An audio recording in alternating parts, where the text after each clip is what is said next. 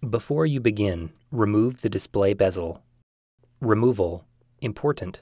The display panel is held in place by 2 strips of stretch-release tape. Each tape strip has a plastic pull tab attached to one end.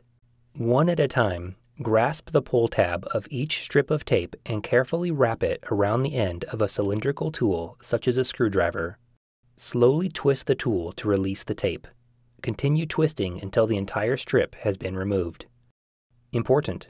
If the stretch-release tape strips are pulled too quickly or at an extreme angle, they will break before releasing the display panel. Note: the removed stretch-release tape is not reusable. Lift the display panel off of the display panel hinges and rotate it until you have access to the display panel cable connector on the back of the display panel. Peel back the retention tape and disconnect the display panel cable from the connector on the display panel. Remove the display panel. Important. Please refer to the maintenance and service guide for instructions on replacing the display panel.